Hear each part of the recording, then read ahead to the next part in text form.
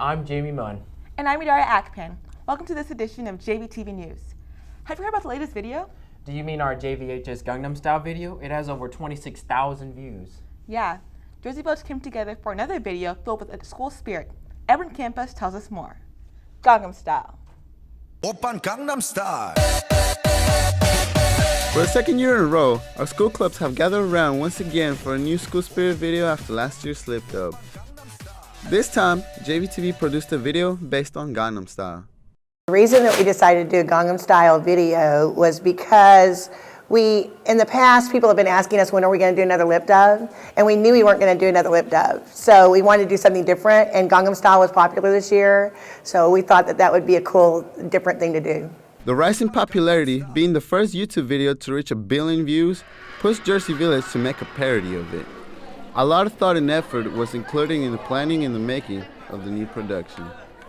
I definitely think the hardest part of it is just trying to, definitely the production part, just spending all that time directing a lot of people, getting the kind of shots that you need because, you may not be able to shoot again, and, production took a very long time. It takes a lot of energy, it takes a lot of work, not only from me, but all the other people that are working with me and also the clubs.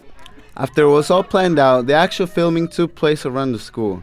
Different dates were set up to film every club involved in the project. I think it really brought out everyone's teamwork. I don't know, you have JVTV working with the drama kids and the soccer team working with the choir kids. I don't know, it just really showed how well our school can work together. Thrill was spread among the students due to the new video they were now part of.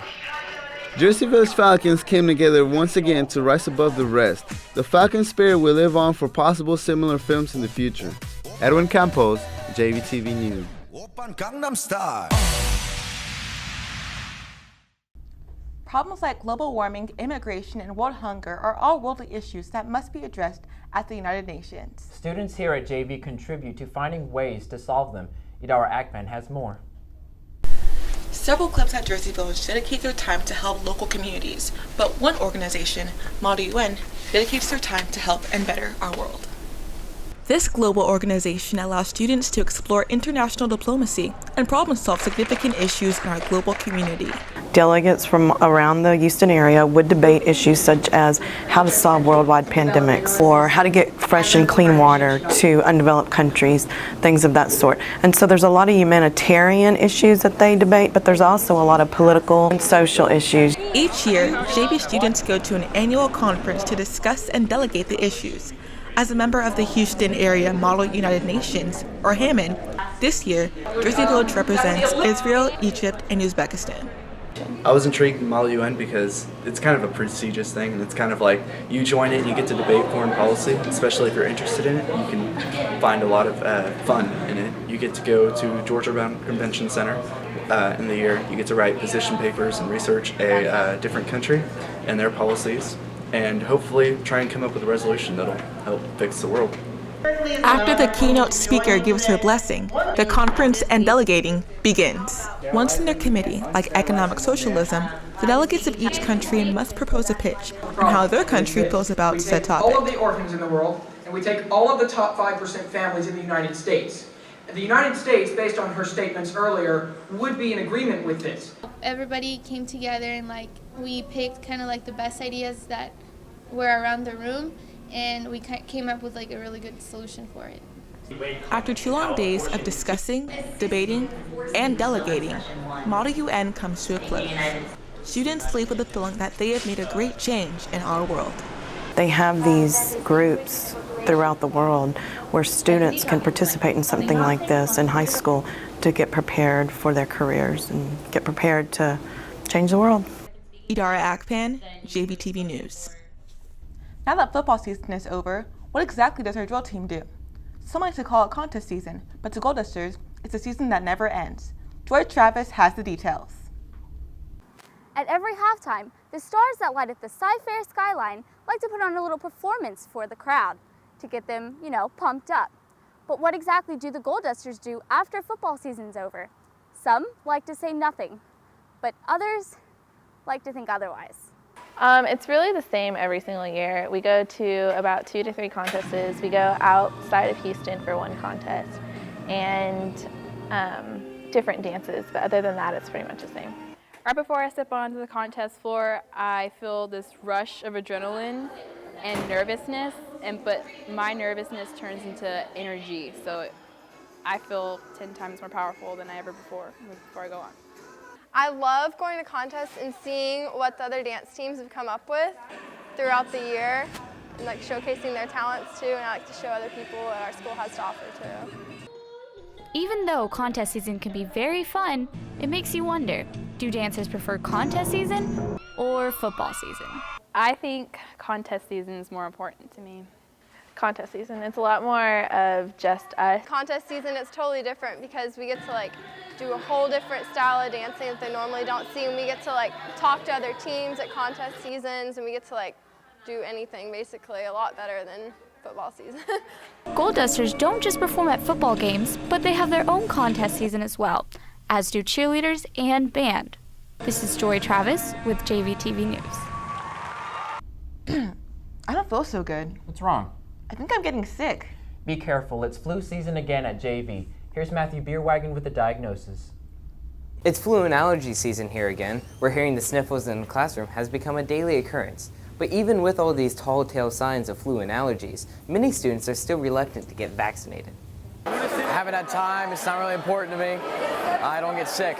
Because I think I have a good immune system, and it's like you can wash your hands and not be like really filthy, and I think that's about it. Because the Center for Disease Control labels the flu as widespread and high in Texas, as well as most of the U.S., many pharmacists recommend getting the flu vaccination. So you want to get the flu vaccine just to prevent, any days missed off of work or maybe school, because it can be life-threatening for some people. Unfortunately, not all of us are lucky enough to get vaccinated before we attracted the flu. Most simply don't know how to cope with it. If you get the flu, you basically either you want to drink plenty of fluids, stay hydrated, drink electrolytes like Gatorade, take any medications that help you reduce fevers. Usually you'll get like a lot of headaches and muscle pains, bone pain, so you want to do that. If it gets really severe, you want to go to the emergency clinic just to get some medications that will help you furthermore. With this intense flu season upon us, we must do our best to stay healthy and stay safe. Matthew Beerwagon, JVTV News. Students have heard the dangers of texting and driving over and over again, but how many actually listen to the warning? Tina Tong sends the message. Even though there are so many new gadgets in cars, is it really safe to use them while driving? According to textinganddriving.com, text messaging makes a car accident 23 times more likely to happen than a non-distracted driver.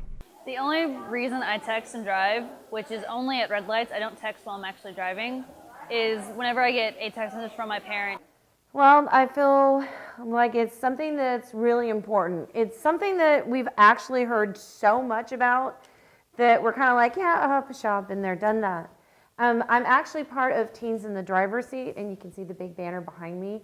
And I'm the lead advisor for that, and I actually serve on the committee that helps promote this program, and feel really strongly about it, but I think our message is being lost. I know they have cell phone laws in place in regards to school districts. It's hard for law enforcement to actually get out and patrol that law. And I think the situation would fall probably in the same hands in regards, if it did get passed, is the enforcement of it. This is an experiment showing how texting while driving really is. Go.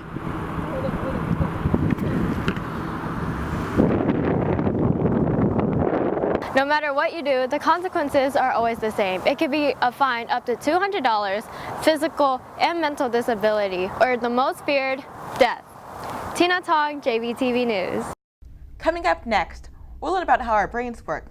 But first, here's a public service announcement by Alex Beaumier.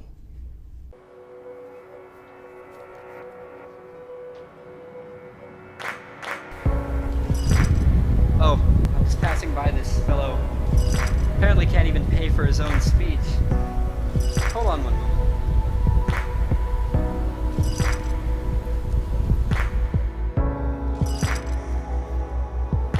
I'm sorry about that, I had to clear out some space for my pocket.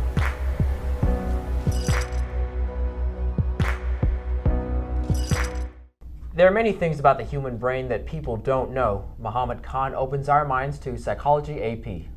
From movies like Inception to everyday action, psychology plays a huge role in today's society. There are around 3,000 different subfields in psychology. From being a physician to social case studies, every little aspect with human behavior has its own field in the realm of psychology. Some students take Psychology AP to learn about the human mind and human behavior, or do they take it for some other reason? Well, for the most part, I think they need another AP or K-level class to fill in for their schedule that in, because grade point average is really, really important to them. Some people take the class and think that it's going to be really fun and a blow-off class, and we'll just sit around and talk about the mind all day. But they don't realize that there's really a science to it, and that's what's very difficult for them. I learned certain memory techniques, such as like the PRTR method, which helps concerning memorization in all of classes. It has stress techniques, how to reduce stress, and especially helpful during junior year, how to cope. And that's during the first unit, which was amazing, because I was just like, oh, I really like the class.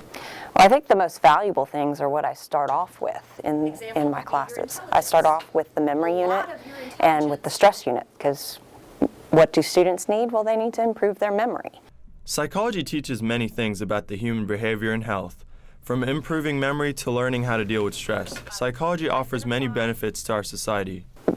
Before psychology actually started as a science, we really didn't know how to treat people who had mental illnesses. And they were actually treated very horribly and sometimes shut away from society altogether. So I think the biggest contribution that psychology has made is that we have learned how to actually diagnose and treat mental illnesses to the point where these people have a chance to really make it in society today. Muhammad Khan, JVTV News. With every school year comes an exciting new yearbook. However, very few people actually know just how much work goes into it. Natalie Solano gives us the details. Here in the yearbook room, this student-run publication puts countless hours of work into creating one product. To most, it's more than a grade. It's about making memories for years to come. The yearbook class is not only a course, but it is also a family unit. The staff does all the shooting, writing, interviewing, and editing together. The work is split evenly, like a family, and to keep everyone close, they have staff motivational events, as they like to call it, SMEs. A place where I could really figure out who I was as a person, because it's one of those programs where you get to explore different areas of like your own creativity, and I can write and I can take photographs and I can do all kinds of things. The book is comprised of several sections that are spread out throughout the year into 7 deadlines. And on top of that, the staff members go out and take pictures at events relating to school. And that student publication means a lot to me in that it's supposed to be run by the student editors. The student editors are supposed to oversee the everyday operation of the staff, to check on staff and see how they're doing, to edit the pages, to basically coordinate everything that the yearbook's doing. After everything is compiled into one book, they are sold to the students, so one day they can look back on what some might call the best years of their lives. All the work that goes into a yearbook shows that it's much more than a book of pictures. It's a book of memories. Natalie Solano, JVTV News. When you hear the word politics, do your thoughts go to representation, debate, and compromise? Or do you think of trash talk, inflexibility, and propaganda? Morgan Scody tells us more about why politics have become so mean. The Founding Fathers meant for our numerous parties to have different ideas, but also to find a way to compromise for the good of the people. Because people have become so polarized, i.e. they have come to different extremes, we are not getting anything done. And the American people are very frustrated with that sort of lack of action. But over 236 years, America's political parties have become increasingly ineffective, unforgiving, and quite harsh in some cases. Many people nowadays point to the 2012 election and the current political situation as the most polarized in history. And of course, the Civil War does. Plenty of students here in Jersey Village demonstrate this by being either pro-Republican or pro-Democrats. Definitely over necessarily harsh. There are too many people, too many times, super PACs and campaign ads that are definitely too harsh on each other. We're headed down a dangerous road in America, and while some claim that we have not been this cruel and divided since the Civil War, President Lincoln's words are perfectly applicable. A house divided against itself will not stand. Morgan Scody, JVTV News. When most students think of their favorite teacher, they see them as a role model or a mentor. But could new laws make them their protector too? Hunter Mirchin has the story. When students walk through these doors, they think about the tests in first period, the English paper in second, and the homework due in third. But does their safety ever cross their mind? If a teacher would have a gun, dude, I don't even know. I think that's pretty dangerous. Teachers should have guns to defend students. I don't think teachers should have guns because that's scary. With many massive shootings occurring in schools, the idea for armed teachers has become a big topic in America. The plan is to arm the teachers to protect those students of that classroom. 1/3 of the states already allow teachers to arm themselves on campus. The personnel must be qualified to carry by obtaining a concealed handgun license and the proper training. According to an article by the Atlantic Wire, 57% of America opposes the idea of armed officials in schools. 64% of people are in favor for more security personnel, leaving 32% against it. But will arming the teacher be a way of controlling this violence? Also, how are you going to stabilize it, make sure the two students don't get it? Where are they going to keep it? Are they going to keep a gun lock on it? Are they going to keep it on their person? Are they going to keep it in a drawer? Are they going to keep it in a gun safe? So they're just, I don't think they've thought the thing through, and the more I think about it, the more I think, I can't think of any teacher that would support it. I believe it's a good idea. Just because they're educators doesn't mean that they don't know how to use firearms. In fact, when I took my CHL course, I had 4 teachers in there, and they shot better than I did. And I was a military sniper. And if you look at, all the past massacres that have happened, they've all been in gun-free zones, which advertises to the bad guys, hey, nobody here is protected. With the polls favoring against teachers being armed, it doesn't seem like it's going to happen. But the idea will always remain an option here in America. Hunter Mirchin, JVTV News. Teens like to spend money. They especially like to spend their parents' money. What about when it's money that they earn? Do they know how to manage it? Isabella Herrera has the news. Spending money may sound exciting for most teens, but for some, it sounds downright scary. When I first get my paycheck, I think about spending it on stuff that I want, which is a lot of things. In this economic crisis, you have to learn how to spend your money wisely from a young age so that when you grow up, you know how to manage your money. Many teens come from different social classes, but does that affect the way they spend their money? Okay, so that Friday when you first get paid, I always just go pick out an outfit and buy it from Old Navy first. Like, it's crazy working here because 90% of our checks come back to the store. It's crazy. When we see something we like, we just buy it. It doesn't matter how much it costs, as long as it looks good. Yeah, crazy. We always say we're gonna save our money and stuff, but we never really do. It ends up getting spent mostly on clothes, shoes, accessories. Yeah. As teenagers tend to grow up to young adults, classes like Money Matters and Managing Finances really does help the growing up process. Isabella Herrera, JVTV News. Up next, watch choir get into the groove, but first, here's a public service announcement by Miranda Cuellar, Hunter Mirchin, and Adara Akpan.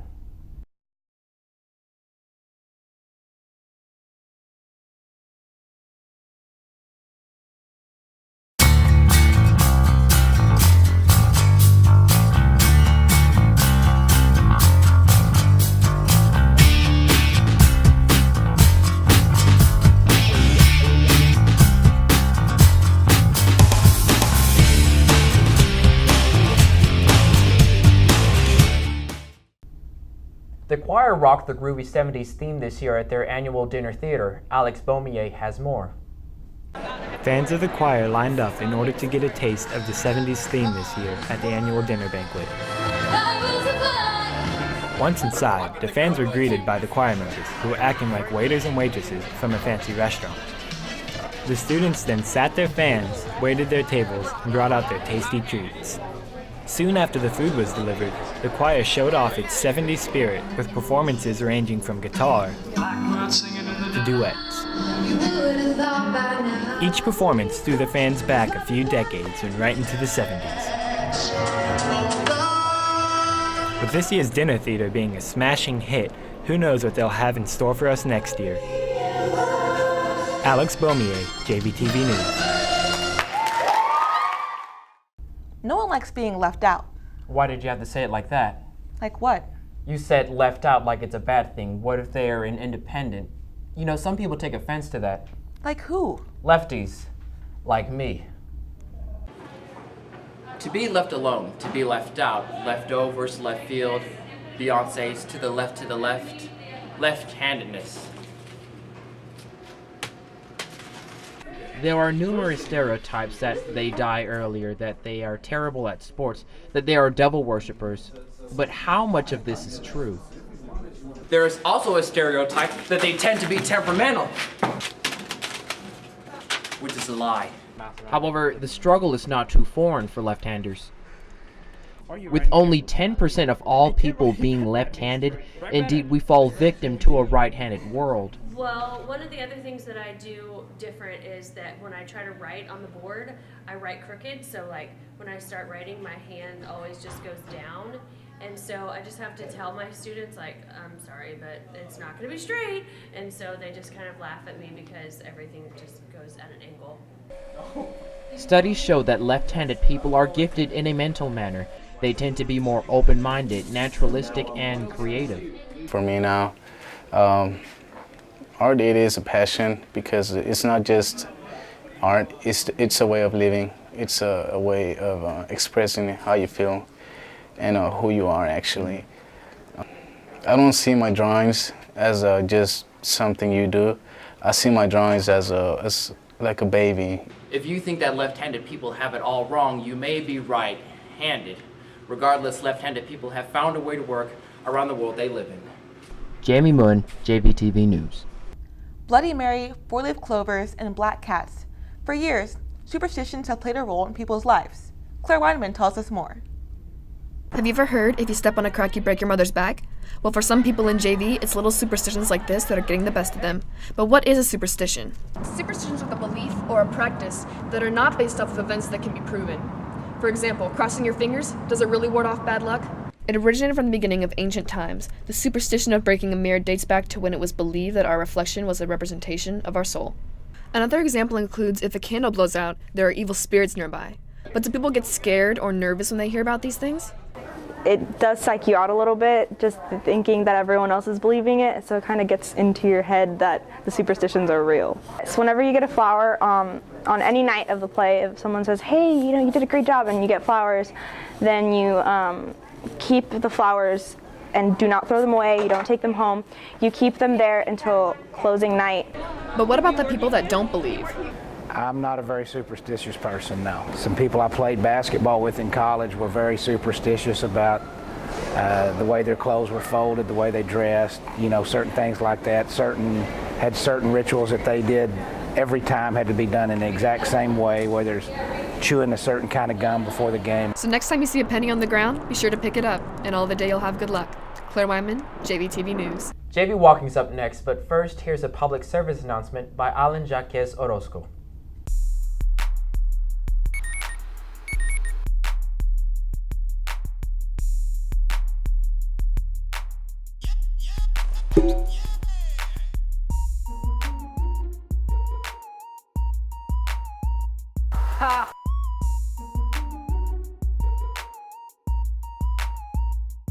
Next, we have the latest details on different lifestyles with Luisa Ibeza. But first, here's one of our most popular segments, JV Walking.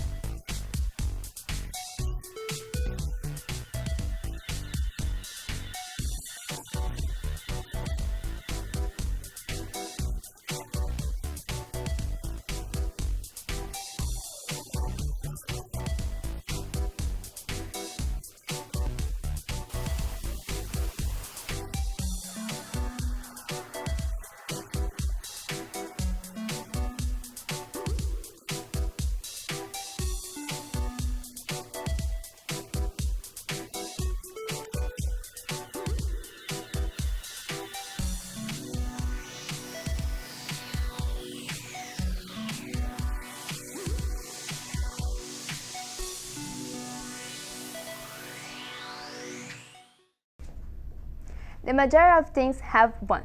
They can be consumed harmful and obsessive. They are addictions, but not drugs or alcohol. These addictions influence more teenagers around the world than anything we can encounter. Triton Wen, tell us more. For generations, parents have been worried about their teenagers forming addictions such as the addiction to drugs. But recently, in the past decade, teenagers have been becoming more addicted to a wide range of addictions due to the increase in technology. The three most common addictions among teenagers are social media, texting, and unhealthy eating habits. Social media comes in many forms, but the most well-known forms are Facebook and Twitter. 90% of teens say that they use some form of social media, and over 50 of them say they use it every day. But social media doesn't always stay at the comfort of home. It travels with us in the form of cell phones. Over 75% of teens own a cell phone, with 1 in 4 of them owning a smartphone, like an Android or iPhone.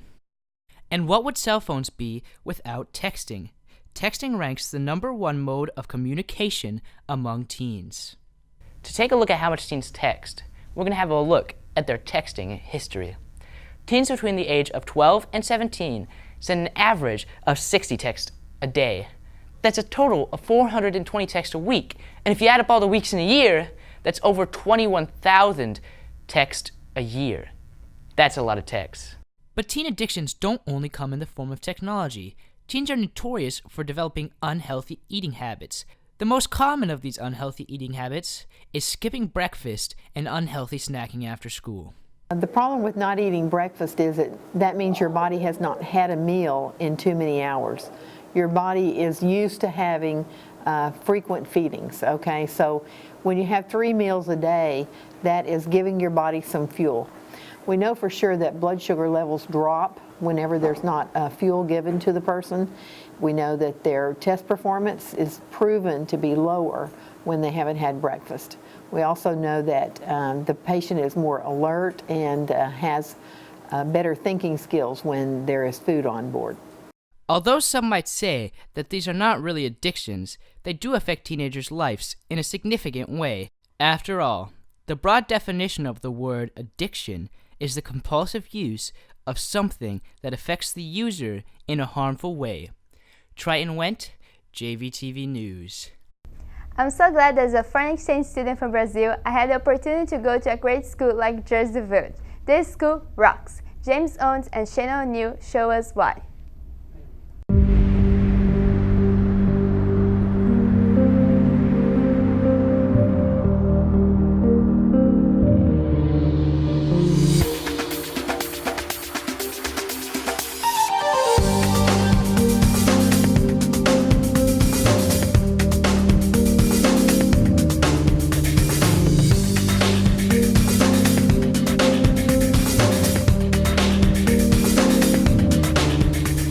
I'm proud to call myself a Falcon because at Jersey Village High School, it provides a community environment.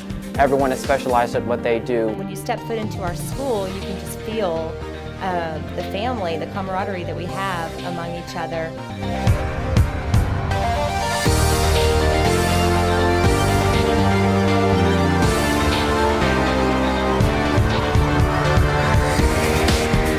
The teachers here are great. They're essentially our second parents. They make time out of their own life to provide for the student. They really, really care, and that's the bottom line. They care about the people they work with, they care about the students that they're servicing, they care about the community that JV's a part of. Going to Jersey Village is an adventure. You get to meet a lot of new cool people. There's different organizations and clubs like Interact, Stuco, Key Club that help you meet people. That's one of the things I like the most about this school, was the people here, like really they're really good people, and it doesn't matter who they are or where they came from. If they have a genuine personality, which they do, a lot of them do, they are willing to come up to you and make friends with you, and even if they just met you 5 seconds ago, they want to talk to you, they want to be your friend. And that's what I love about the school, is all the friendships I've made and the memories I've made with them.